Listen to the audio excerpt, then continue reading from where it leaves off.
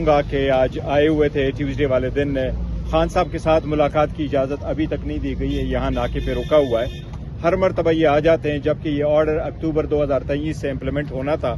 عدالت نے کئی مرتبہ یہ آرڈر کیا ہوا ہے کہ ٹیوزڈے والے دن وکلاء اور فیملی کی ملاقات ہو اور تھرسڈے والے دن فیملی کی اور پولیٹیکل لیڈرشپ کی ملاقات ہو، لیکن 2 سال ہو گئے وہ آرڈر امپلیمنٹ نہیں ہو رہا۔ اس کے بعد 3 ممبر بینچ نے 2 مرتبہ آرڈر کر لیا ہے، لیکن آج تک کوئی امپلیمنٹ نہیں ہو رہا۔ یہ ظلم ہے، زیادتی ہے، غلط ہے۔ خان صاحب کو جتنی مرضی ہو تو جیل میں رکھو، وہ لوگوں کے دلوں میں ہے، لوگوں کے دلوں میں ہے، لوگوں کا ایکسس ہوگا۔ آپ جتنا اس کے ایکسس روکیں گے، لوگ اتنا زیادہ یاد کریں گے۔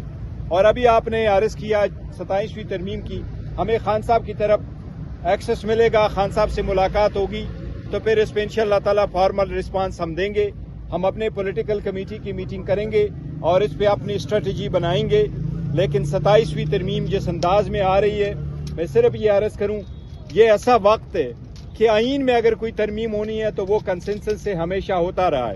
26ویں ترمیم نے آلدو عدلیہ ہمیشہ متنازع رہی ہے، لیکن 26ویں ترمیم نے ملک میں ایک دراڑ پیدا کیا ہوا ہے۔ اب 27ویں ترمیم میں جو ترامیم آ رہی ہیں، 18ویں ترمیم جب ہو رہی تھی تو 101 آرٹیکل میں ترامیم ہو گئی تھی۔ 26ویں ترمیم جب لیک ورشن آیا اس میں 56 آرٹیکلز تھے۔ جب پہلا ورشن ہمارے پاس آیا اس میں 50 آرٹیکلز تھے۔ جب فائنل ورشن پہ ہم پہنچے تو اس میں صرف 25 آرٹیکل میں ترامیم کرنی تھی۔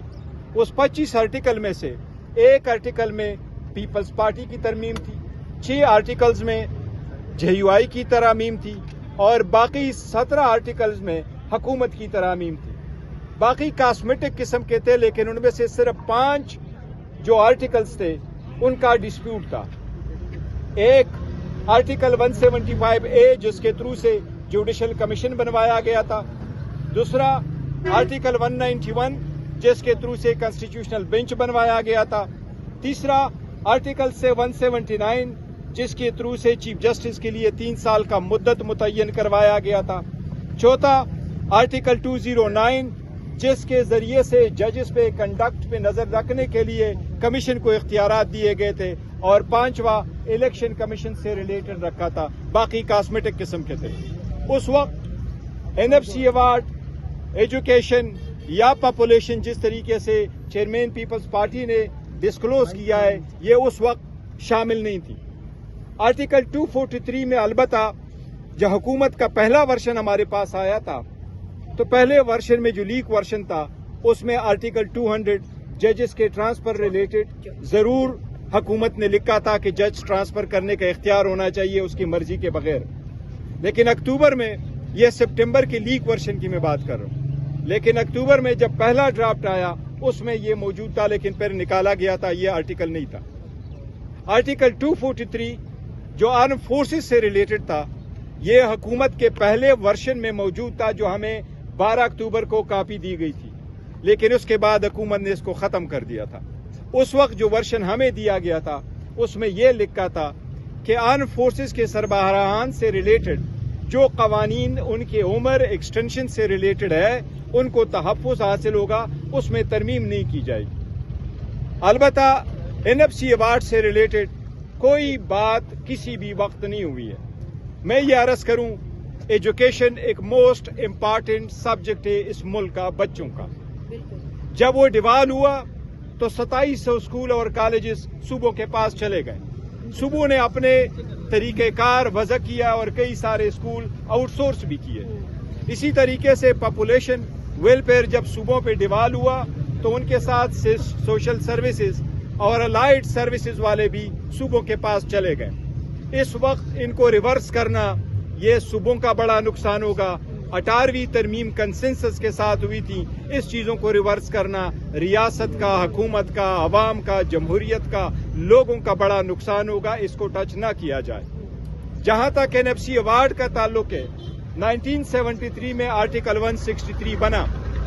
176 میں یہ کہا گیا کہ کون سے ٹیکسز اس کے مد میں ڈویزیبل پول میں جائیں گے، اور اس کے بعد آج تک 26 ترامیم ہوئی ہے۔ 26 ترامیم آئین میں 3 ترامیم جو تھی 9ویں، 11ویں اور 15 ترامیم نہیں پاس ہوئی تھی، باقی 23 ترامیم پاس ہوئی ہے۔ 23 ترامیم میں NFC ایوارڈ سے ریلیٹڈ کبھی بھی ترمیم نے آرٹیکل 163 کو چینج نہیں کیا۔ اگر چینج کیا تو 18ویں ترمیم نے اس حد تک چینج کیا کہ صوبوں کا حصہ ایوارڈ میں پچھلے ایوارڈ سے کم نہیں کیا جائے گا۔ اب 2009 میں لاسٹ ایوارڈ آیا تھا 7 نمبر، پھر 8 اور 9 ایوارڈ 2010 میں ہونے تھے پر نہیں ہو سکے۔ 2015 میں 9 ایوارڈ پہ دوبارہ کام ہوا جو نہیں ہو سکا۔ 2020 میں PTI کی حکومت میں 10ویں ایوارڈ پہ کام ہوا لیکن کووڈ وغیرہ کی وجہ سے نہیں ہو سکا۔ ابھی سارے صوبے 11ویں ایوارڈ کے منتظر ہے۔ KPK کو جو حصہ ملتا ہے وہ تقریباً 14.62% ہے اور یہ آئین میں درج ہے کہ وہ کم نہیں کیا جائے گا۔ پاکستان تحریک انصاف کا یہ موقف ہے کہ کوئی بھی ایسی شک کو ٹچ نہیں کرنا چاہیے جو صوبوں کے کنسنسس کے بغیر ہو۔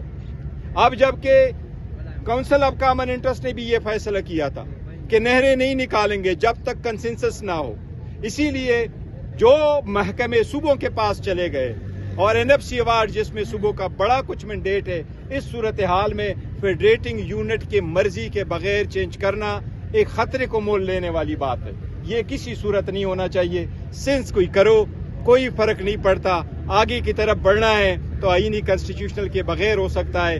ہمارے پاس جو میں نے آپ کو ذکر کیا اس وقت یہ 4 چیکیں میں نے کہی کہ یہ موجود تھی۔ اس وقت پہلے ورژن میں یہ کیا تھا کہ یہ کنسٹیٹیوشنل کوڈ بنانا چاہ رہے تھے، اس کو چینج کر کے اس کے بعد انہوں نے کہا تھا کہ ہم کنسٹیٹیوشنل بینچ بنائیں گے۔ اس پہ بھی کوئی بندہ ایگری نہیں ہے۔ وہ عدلیہ پہ کہ آزادی پہ قطعاً ہے۔ ایک کورٹ کے اندر ایک اور کورٹ بنانا، آپ کو یاد ہوگا میں نے اسمبلی میں اسپیچ کی تھی on the floor of the house 16 September کو۔ میں نے اس وقت سپریم کورٹ سے نمبر لیے تھے کہ آپ کے پاس اس وقت کیسز کتنے ہیں، کیونکہ ہمیں یہ بتایا جا رہا تھا کہ بینچز ضروری ہیں، ججز کی تعداد بڑھانا ضروری ہے تاکہ اس میں سے کیسز کی تعداد کم ہو جائے۔ اس وقت سپریم کورٹ میں 56,000 کیسز موجود تھے اور سپریم کورٹ میں 12 ججز کا اضافہ ہوا ہے۔ پورے پاکستان میں 53 ججز کا اضافہ ہوا ہے۔ آج بھی سپریم کورٹ میں 55,000 کیسز آج بھی پینڈنگ ہے۔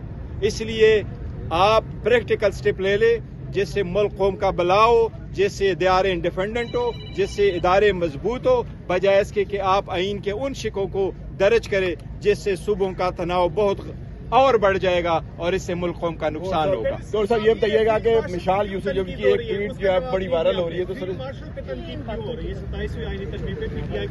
نہیں، دیکھو میں تو حکومت کی طرف سے میں یہ کہہ رہا ہوں حکومت بل لے کے آئے گی۔ ابھی تو خدوخال کسی نے دیکھا نہیں ہے کہ کس خدوخال میں ہمارے پاس آیا ہے۔ میں نے آپ کو کہا 18ویں ترمیم میں 101 آرٹیکل میں چینجز ہوئے۔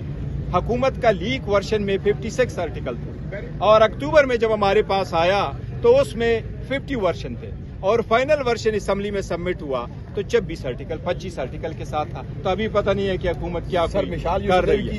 آپ کو کہنا چاہ رہے ہیں کی ایک ٹویٹ جو ہے بڑی وائرل، وہ ہماری پارٹی سے ریلیٹڈ ہے، پارٹی کے انٹرنل معاملات۔ یہ بتائیے گا سہیل آفریدی کی ایک ویڈیو بہت زیادہ وائرل ہے، اس حوالے سے 24 نومبر کے کانفرنس بھی کی اور اس پریس کانفرنس میں انہوں نے وہ ویڈیو بھی سہیل آفریدی کی دکھائی تھی۔ اس ویڈیو پر آپ کا PTI کا کیا ٹیک ہے؟ کہاں کی ویڈیو ہے وہ؟ دیکھیں میں یہ ایک چیز آپ کو برملا کہتا ہوں، اس وقت ہر محب وطن پاکستانی یہ کہہ رہا ہے کہ سارے سٹیک ہولڈر اپنے تلواریں اپنی نیام میں رکھیں اور ایک ایک سٹیپ پیچھے ہو جائے، ہٹ جائے، تا پاکستان پہلے، پاکستان کی عوام پہلے، ان کے رائٹس مقدم ہوں اور کوئی بہتری کی صورت پیدا ہو جائے۔ ایسی صورتحال میں اشتعال انگیز ویڈیو دکھانا، اس کے خلاف سٹیٹمنٹ دینا، اسپیشلی اختیار ولی صاحب کی طرف سے جو میں سمجھتا ہوں کہ رسپانسبل آدمی ہے، اس کو ایک رسپانسبل سٹیٹمنٹ دینے چاہیے اور ایک صوبے کے وزیر اعلیٰ کے بارے میں، اور وہ صوبہ جو بڑا کریٹیکل ہے اور وہ صوبہ جو اس کا خود اپنا صوبہ ہے، ایسی صورتحال پہ ایسے اشتعال انگیز قسم کے ویڈیو دکھانا میں سمجھتا ہوں آگ پہ تیل چھڑکانے والی بات ہے۔ یہاں ہر محب وطن پاکستانی کہہ رہا ہے تلوار کو نیام میں رکھو، پیچھے ہٹ جاؤ تاکہ حالات بہتر ہو جائیں۔ میں مذمت کرتا ہوں یہ چیزیں نہیں آنی وزیر اعلیٰ KP نے دوبارہ اسلام آباد آنے کے لیے کہا ہے تو ایک ویڈیو بیان جاری ہوا ہے سر، اس کے بارے میں بتائیے۔ دیکھیں خان صاحب جب آرڈر کریں گے اس وقت دیکھیں گے، فی الحال میرا نہیں خیال کہ انہوں نے کوئی ایسی اسٹیٹمنٹ دی ہے کہ کریں گے۔ اچانک پرانے آپ کے لوگ بڑے ایکٹیو ہوئے ہیں اور لاہور میں بڑی اہم ملاقات ہوئی ہے شاہ محمود قریشی سے، اور جو موجودہ لیڈرشپ ہے پی ٹی آئی کی اس کے اوپر بڑی تنقید کی گئی، کیا کوئی نیا حلقہ جو ہے وہ پی ٹی آئی میں ڈیولپ ہو رہا ہے؟ دیکھو معاملے کو حل کریں۔ ہماری اوپر تنقید اگر ہو رہی ہے تو ہم کوئی کنگ نہیں ہے کہ ہماری اوپر تنقید اگر کوئی نہ کرے، ہماری کوئی کمی کوتاہی ہے، لوگوں کو نہیں پسند تو ان کا رائٹ ہے کہ وہ جس فارم میں چاہے۔ میں گالم گلوچ کی مخالف ہوں، میں تنقید کا کبھی مخالف نہیں رہا، تنقید لوگ کرتے رہے، پازیٹیو ہو نیگیٹو جیسا بھی ہے۔ جہاں تک شاہ محمود قریشی صاحب کا تعلق ہے تو وہ خان صاحب کے ایک بہت لائل انسان ہیں، ہم ان کو پسند کرتے ہیں، خان صاحب ان کو پسند کرتے ہیں، ہمیشہ سے خان صاحب کے ساتھ رہا ہے۔ اگر کوئی بندہ کسی کی عیادت کے لیے جاتا ہے تو مجھے تو اس میں کوئی خرابی نظر نہیں آتی۔ کوئی بھی بندہ آپ کا دشمن بھی آپ کے پاس آ جائے تو آپ کو شکریہ ادا کرنا چاہیے، بجائے اس کے کہ آپ کہے آپ کیوں میرے پاس آئے ہو۔